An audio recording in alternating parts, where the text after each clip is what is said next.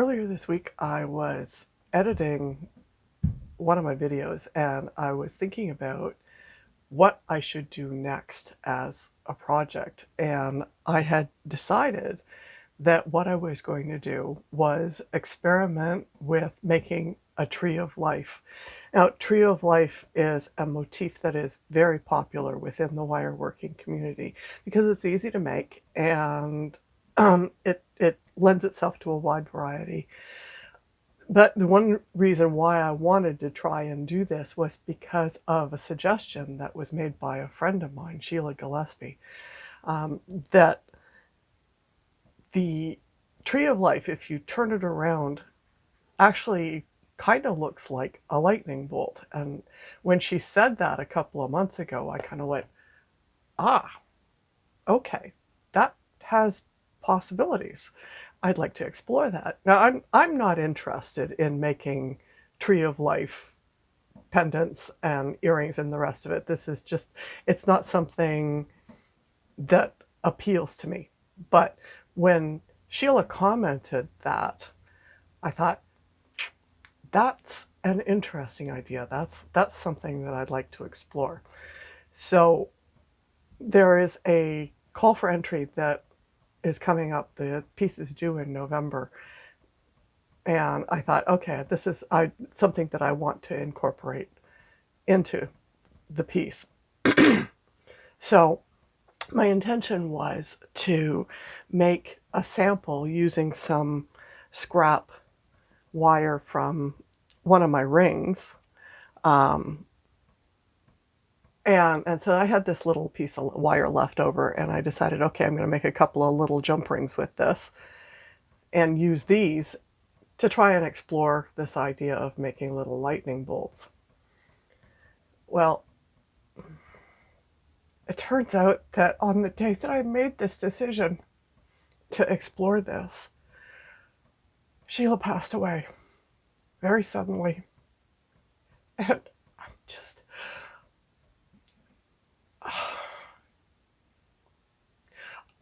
I don't know if it was just me tapping into the universe or her coming and saying goodbye that I made the decision that way. But the timing is just terrible and devastating. And the piece that I'm thinking about this for this call for entry is about loss. And it has suddenly become much more personal. So,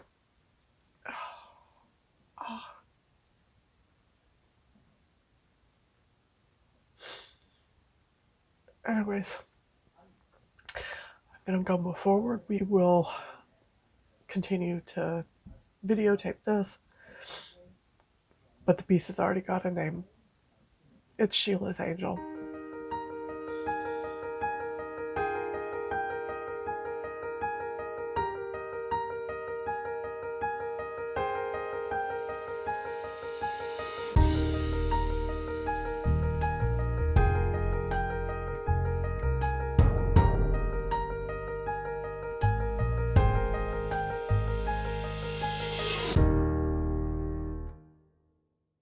You know how sometimes you are working on something and then some other idea comes in just as a flash? That's something that's just happened to me. I have been playing around with the tree of life motif and experimenting with it in connection to Sheila's Angel. So this is the little tree of life that I did initially. That's not in focus, but you know. And I was trying to figure out what to do with it. So I had made another little jump ring like this, and I was going to set it on top to create an outer frame on the outside of this one that I've got here. And then I was sitting there and I was looking at it and I thought, oh, I could turn that into a ring. So that's what I'm going to do. So I will show that in a little bit. It has absolutely nothing to do with the angel that I'm making, but it's one of those things that just came in sideways, so I'm just going to go with it.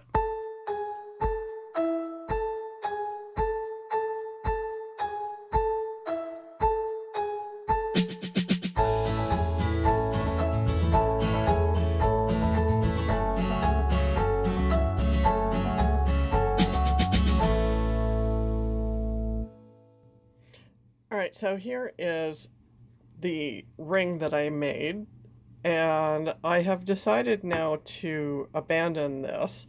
Originally, I was thinking that what I would do is take that and set it in here and attach it so that it sat on top, but that is not going to work, and it looks very, very rough. I don't like the way that it looks. And ultimately, this ring is very, very high on the PITA quotient, PITA, which stands for pain in the ass. So I'm going to go back to my original idea, which was to make this into a pendant and add a second ring on the outside of it. So that is what I am now setting up over here. So this is the bail here. Sorry, hold on. This is the bail here, and I'm going to attach that to the ring. This one is here just as a riser. And then once I've got that, I will set this back into the middle of it and add wire to wire it in.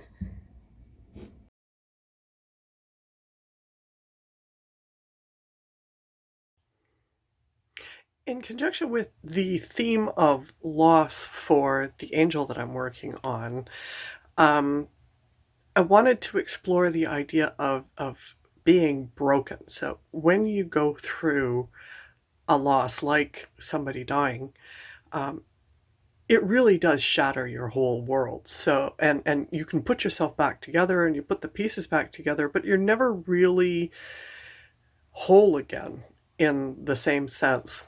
So I wanted to try and explore that. And so what I did was I took one of my blue gold stones and I smashed it and then tried putting it together. So I'm doing a technique with this called kintsugi.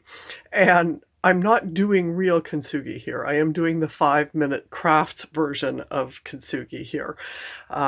So I have no idea how this is going to work out, but it's worth exploring in any case. So here is the cabochon that I smashed and then tried to glue back together. I did this with epoxy and a powder, a mica powder that I bought and mixed into it. And I'm going to try and clean this up a little bit more, but I'm not really sure I like this.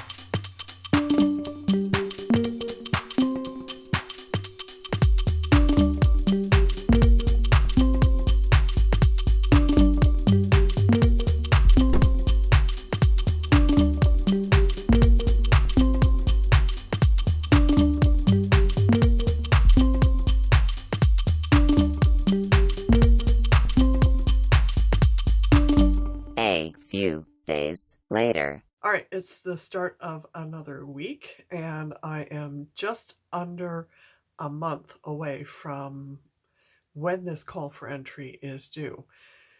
And I don't have a design. Everything I have tried so far has not really worked in the way that I thought it was going to. And so I was out for a walk with Stella earlier this morning and feeling kind of stressed out about it. And then I thought, okay, what's really going on here? And as I gave some more thought to it, I thought, okay, let's take a step back for a second. I feel like I have inadvertently obliged myself to make this into something that I don't know whether or not it needs to be. And that's what's stressing me out.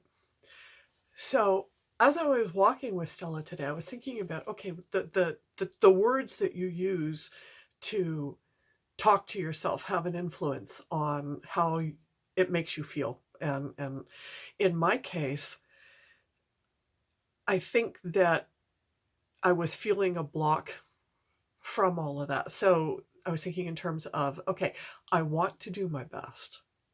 I have to do my best.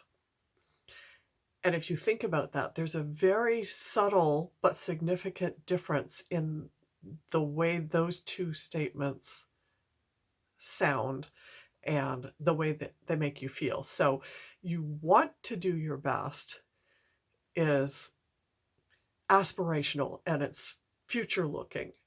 I have to do my best is right there, and you can feel it. It's just, I have to do my best. I have to do my best. It's as important. And yes, it is important to me to do this. Yes, I want to do my best. I am doing my best. This is a process, and I'm experimenting. It's trying something out. Does it work? Does it not? Okay, stop stressing about it. I think it's really important for us as creatives to pay attention to the way that we talk to ourselves. So when you're feeling stuck, take a second and figure out, are you placing an obligation on yourself? Yes. Do you want to do a good job? The answer is yes. Do you have to do a good job?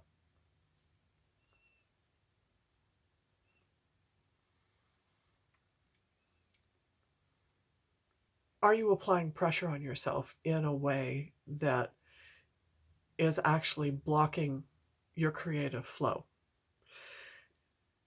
Finally, ask yourself whether or not you are doing your best. If you are doing your best, then just keep working. Take a deep breath, let it out, and know that you will get there. If the answer is no, then take a step back and figure out, okay, well, what can I do differently in order to be able to say, yes, I am doing my best. So with that, I'm going back to work.